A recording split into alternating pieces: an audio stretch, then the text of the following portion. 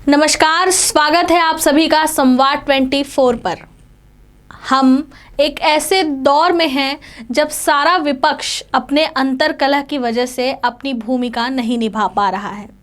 जहां एक और कांग्रेस के नेताओं की पार्टी छोड़ने की, बीएसपी का बंटाधार होने और आरजेडी में झगड़े की खबरें आने लगी हैं, वहीं देश की पूर्ण बहुमत वाली सरकार बीजेपी में भी अंतर्कलह साफ नजर आ रही है।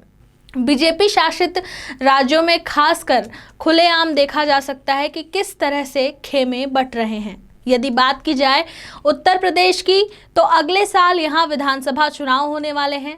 ऐसे में सीएम चेहरे के लिए अभी से सवाल उठने लगे हैं।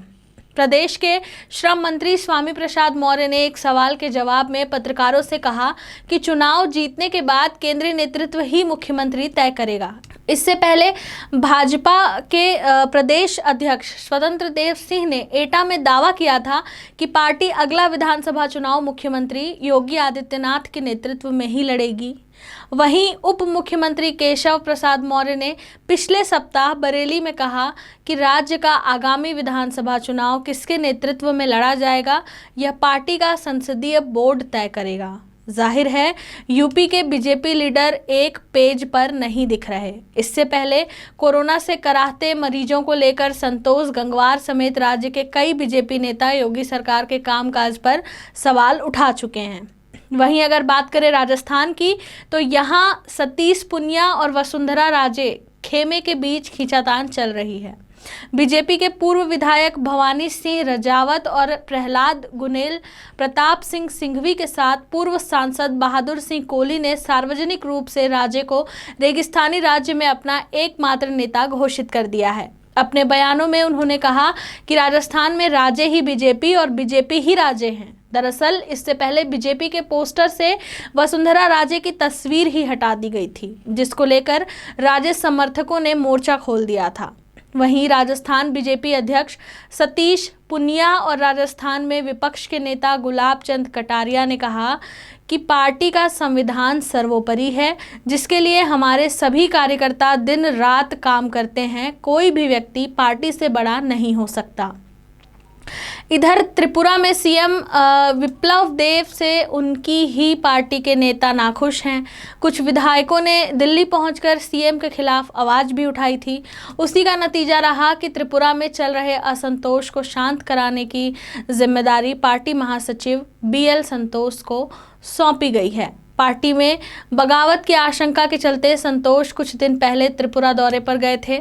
2017 में कांग्रेस से भाजपा में शामिल हुए सुदीप रॉय बर्मन त्रिपुरा में मुख्यमंत्री विप्लव देव को चुनौती दे रहे हैं। वहीं अब यदि बात करें मध्य प्रदेश की, तो गृह मंत्री नरोत्तम मिश्र ने शिवराज सरकार की कैबिनेट मीटिंग के बीच में ही नर्मदा घाटी विकास परियोजनाओं में बजट से ज़्यादा छूट दिए जाने के प्रस्ताव का विरोध किया था। विरोध इस कदर बढ़ गया था कि कुछ विधायक नरोत्तम के पाले में, तो वहीं कुछ विधायक शिवराज सिंह के तरफ बोलने लगे थे। वहीं अब दिल्ली से लेकर भोपाल तक मध्य प्रदेश की राजनीति के दिग्गजों का उठना बैठना और मिलना मिलाना जारी है।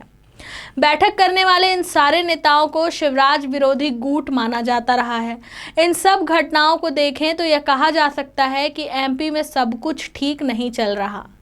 अब बिहार में यदि देखें तो जदयू और बीजेपी के बीच विरोध दिखने लगा है। हाल ही में बीजेपी एमएलसी टुन्ना पांडे ने नीतीश कुमार के खिलाफ मोर्चा खोल दिया। उन्होंने कहा कि मैं नीतीश कुमार जिंदाबाद नहीं कहूँगा, नीतीश परिस्थितियों के सीएम हैं। टुन्ना ने कहा कि नीतीश हमारे नेता नहीं हैं, हाँ वह एनडीए का हिस्सा ज़रूर हैं और बिहार के मुख्यमंत्री हैं। मेरे लिए सिवान की जनता ही सब कुछ है। टुन्ना ने कहा था कि पिछले साल संपन्न हुए बिहार विधानसभा चुनाव में जनता ने तेजस्वी यादव को सबसे अधिक मत देकर चुना था, लेकिन नीतीश कुमार ने सरकार तंत्र का इस्तेमाल करते हुए सत्ता पा ली। अब इधर पंजाब की राजनीति में 22 वर्षों तक बीजेपी के साथ रहने वाले शिरोमणि अकाली दल ने पिछले साल एनडीए से अलग होने का फैसला किया था। गठबंधन से अलग होने के पहले अकाली दल की ओर से मंत्री हरसिमरत कौर ने मोदी सरकार की कैबिनेट से इस्तीफा दे दिया। बीजेपी का साथ छोड़ने की मुख्य वजह कृषि कानून थे। वहीं हमने पिछले चुनाव में कर्नाटक का नाटक भी खूब देखा था। अब खबरें आ रही हैं कि कर्नाटक बीजेपी में अंतर्कलह और मुख्यमंत्री बीएस येदियुरप्पा को हटाए जाने की मांग जोर पकड़ रही है। एमएलसी एएच विश्वनाथ ने खुलेआम येदियुरप्पा को हटाने की मांग की थी और मुख्यमंत्री के छोटे बेटे बीवाई विजयेंदर पर भ्रष्टाचार और प्रशासन में दखल देने के आरोप लगाए थे। वहीं येदियुरप्पा के मुख्य विरोधियों में से एक हुबली धारवाड़ पश्चिम निर्वाचन क्षेत्र के बीजेपी विधायक अरविंद बेलाड़ ने गुरुवार को कहा कि उनका विश्वास है कि उनका फोन टैप किया जा रहा है और उनका लगातार पीछा किया जा रहा है। इस तरह अगर देखें तो बीजेपी अगले विधानसभा चुनाव तक क्या स्थिति रहेगी, यह विचार का विषय है। जिस तरह से बीजेपी में अंतर्कलह बढ़ रही है, अगले चुनाव में स्थिति और भी खराब हो सकती है।